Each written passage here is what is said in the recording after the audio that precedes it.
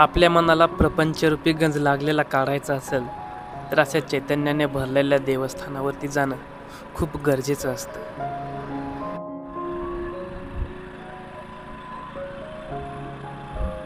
नमस्कार मित्रांनो, स्वागत आहे तुमचं चॅनलच्या आपल्या आणखी एका नवीन अशा व्हिडिओमध्ये. दुपारची वेळी थंबनेलवरून तुम्हाला समजलंच असेल की आपण चैतन्य जालिंद्रनाथ महाराजांचे संजीवन समाधी मंदिर जे आहे येऊलवाडीला, त्या ठिकाणी दर्शनासाठी चाललेलो आहोत. आज एकादशी पण आहे, त्याच्यामुळं धाकटी पंढरी म्हणून जे ओळखलं जातं बीड जिल्ह्यातील श्री क्षेत्र नगर नारायणगड या ठिकाणी आमच्या गावाकडील 4-5 गावचे जे भक्त आहेत तर त्या ठिकाणी आपल्याला जाता येता त्या ठिकाणी दिसत आहे.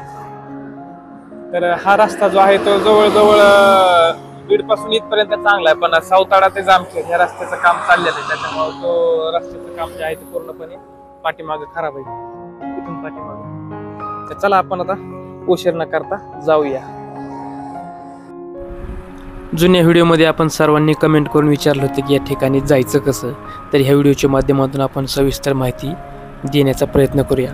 जर आपण अहिल्यादेवी नगर पुणे मार्गे येणार असेल तर धामणगाव मार्गे हे अंतर आहे फक्त 92 किलोमीटर, आणि आपण जर संभाजीनगर मार्गे बीड मार्गे जर येणार असाल तर हे अंतर आहे 159 किलोमीटर, आणि बीडमधून जर येणार असेल तर बीडहून फक्त 33 किलोमीटरवरती रायमोहापासून 4 किलोमीटरवरती हे स्थान आहे.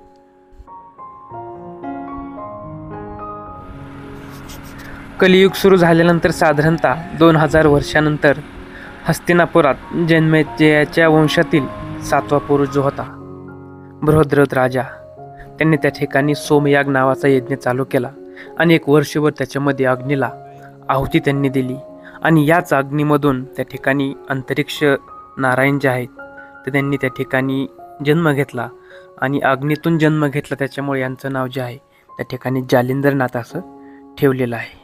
गाव इथून 1-अर्धा किलोमीटर पुढे आलात ना तर डाव्या हाताचा रस्ता आहे.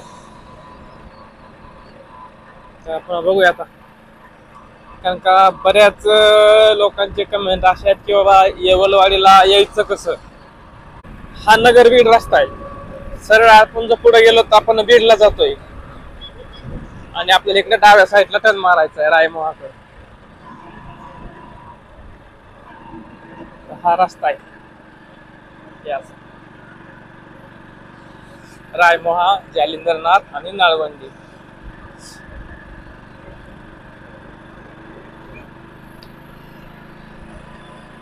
हा कॉन्क्रीट रस्ता आहे. हा पैठण ते पंढरपूर असा हा पालखी मार्ग, एकनाथ महाराजांची पालखी याच रस्त्यावरून जाते, त्याच्यामुळे हा पालखी मार्ग बनवलेला आहे.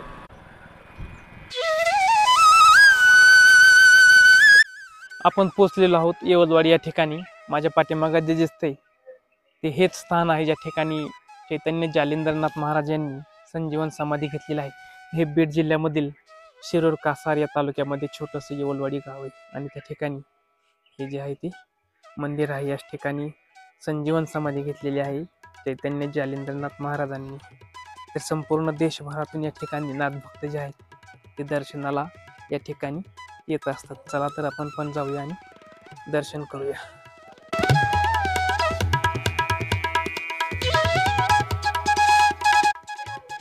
मंदिराच्या उत्तरेकडील प्रवेशद्वारातून आपण प्रवेश करत असताना प्रवेशद्वाराच्या बाजूलाच महाराजांच्या सेवेसाठी पूजेसाठी लागणारं साहित्य त्याचे दुकान आपल्याला त्या ठिकाणी पाहायला मिळतं, आणि प्रवेशद्वारातून आपण आतमध्ये आल्यानंतर साधारणतः 50 पायऱ्या आपण चालून गेल्यानंतर मेन मंदिरामध्ये त्या ठिकाणी येतोय.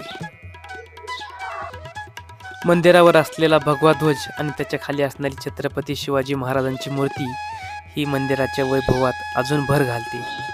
आपण मंदिरामध्ये प्रवेश केल्यानंतर असे 9 खांब आहेत, दगडी खांब, आणि त्याच्यावरतीच हा संपूर्ण गाभारा महाराजांचा आहे मंदिराचा. तर आतमध्ये आल्यानंतर त्या ठिकाणी मंदिरामध्ये फरशी बसवण्याचं काम जे आहे तर ते चाललेलं आहे.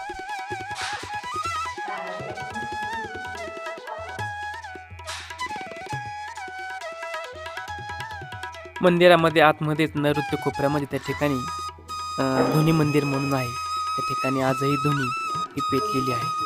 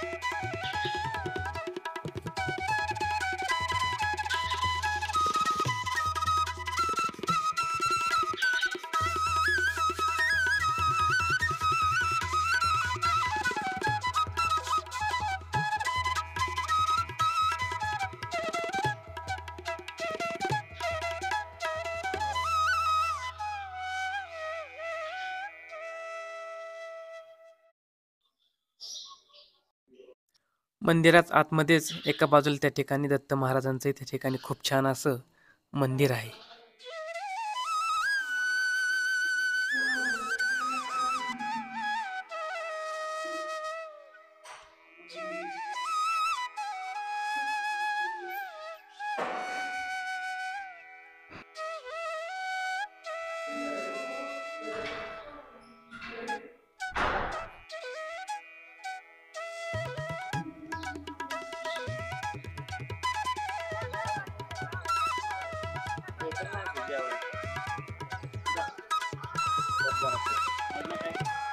चैतन्य जालिंदरनाथ महाराजांचं दर्शन करून आता आपण जाऊया ज्या ठिकाणी महाराज तपश्चर्या करायचे असं त्यांचं तपश्चर्याचं स्थान येवलवाडीपासून डोंगरकणीकडे जाताना एक 2 किलोमीटर अंतरावरती उंच डोंगरावरती आहे.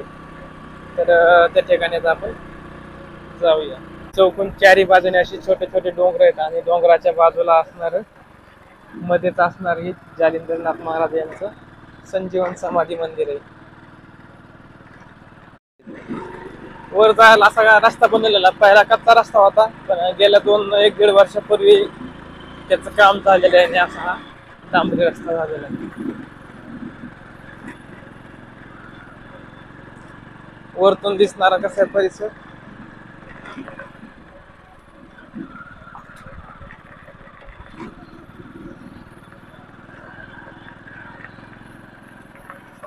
दिगंबरा दिगंबरा श्रीपाद वल्लभ दिगंबरा दत्त दयाळा दिगंबरा प्रभू दयाळा दिगंबरा दिगंबरा दिगंबरा श्रीपाद वल्लभ दिगंबरा. ज्यावेळेस नाथ महाराज या ठिकाणी तपश्चर्या करत असतील आपण नुसतं विचार जरी केला तरी अंगावरती काटा येतो की त्यावेळेसचा हा परिसर कसा असेल. साक्षात नाथ महाराज या ठिकाणी येऊन तपश्चर्या करत असतील. याच ठिकाणी महाराजांनी अनेक प्रकारच्या अभूतपूर्व लीला केल्या.